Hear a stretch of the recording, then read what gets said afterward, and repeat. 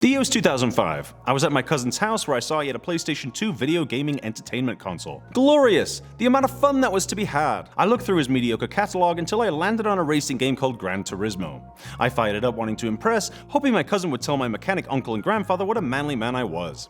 As I began preparing for my first race, a realization dawned on me. I didn't know shit about cars. I knew they drove forward and backward, they burned gasoline, and the fast ones went vroom. The only racing game I ever played before that was Burnout, which was racing for destructive adolescent children who smashed their toys together until they fell apart. Gran Turismo seemed like fun until I actually sat down to play it. Then I found my brain turning into a bored melting pot of reconstituted cheese fondue. I had a similar experience 18 years later with the 2023 movie with the silly name, and this is why I walked out. Don't get me wrong, I thought the premise was interesting, and our protagonist was fairly charming if not a bit stiff in his performance. But I just could not get past some of the glaring cliches, blatant advertising, terrible dialogue, and the lack of actual racing in the entire first half of the movie. Jann is a guy who enjoys video games, but oh no, his father disapproves of his hobby, in one of the most on-the-nose exchanges I think I've seen in a film. Jann. Hey, Dad. We're headed to the field. You want to get outside and kick it around a bit? Get some air? It'll do you good. No, I'm okay. Sooner or later, you're gonna have to leave this room, right? Dad! Come on, let's go!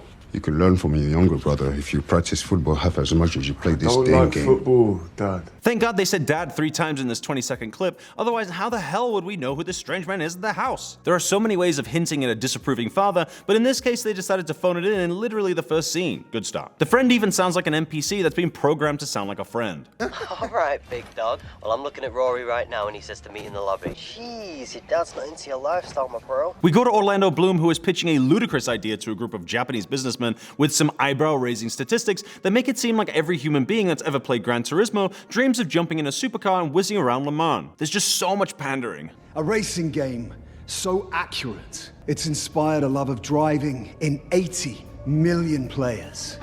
Played the game and it's remarkable, actually.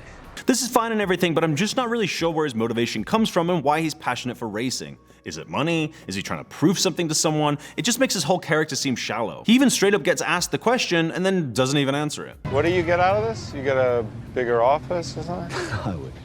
It's completely insane. It's not gonna work. It's far too dangerous. I've always admired Orlando Bloom as an actor, but this is his weakest performance. He just feels like someone trying to sound enthusiastic about a product he knows nothing about. I'll give him the benefit of the doubt as he is working with a bad script. I understand they may want to reveal his motivations later on, but it's just not hinted in any real interesting way. No marker of any kind of motivation for his character at all. Did we really need this line after Bloom somehow leaves a seemingly very important notebook around? You understand, if we put them in our cars and somebody was hurt, we would all be responsible. This is a great example of the writers treating the audience like idiots. We know it's dangerous. That's exactly why it's implausible. It's the most interesting part of the movie, but thank you for telling us that someone could die. Bloom now has to find a head mechanic, and of course he's crossing out names as he gets rejected on the phone, and the one name he has left says no way on it. What's gonna happen? After Bloom tries to poorly sell the idea to Harbour, he of course rejects involvement as we're in the debate story beat. We then have this scene in a very fancy restaurant with the young spoiled driver who comes from money. The millisecond we witnessed him demanding more from the team and we saw one reaction from Harbour's character,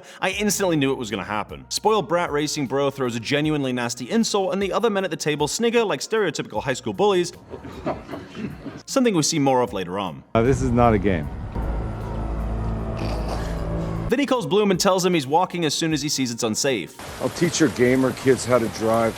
They just gotta prove to me that they can do it. If I feel like it's unsafe, I'm gonna walk. There's no nuance, no artistic expression, nothing left to interpretation, just bland, predictable dialogue over and over again. This is genuinely the point in the movie where my hand started to reach my phone. The boredom was setting in. My fingers were twitching. Reddit was calling my name. I was in an empty theater, so it was cool. I powered through a few more scenes though until we got to the point where the pacing started to pick up from crawling to slightly faster crawling. We were in the middle of fun and games and we actually started to get behind the wheel for some high-octane racing and it's gone. We see a montage of people preparing to race, studying to race, only for the actual racing to last a few seconds before something bad happened. Yes, the film had gotten slightly more interesting, but I feel as though the damage had been done. As we approached the midpoint and we saw each driver getting picked off one by one on the board, I felt a wave of predictability wash over me. The end was nigh. My wife was out of town, my dinosaur PS4 was waiting for me at home, and I had already paid for this ticket with my monthly movie membership, so of course the illusion of the film being free was certainly tempting my exit. We had reached the midpoint where the stakes were meant to be raised, and they did that, but it just wasn't enough to keep me around.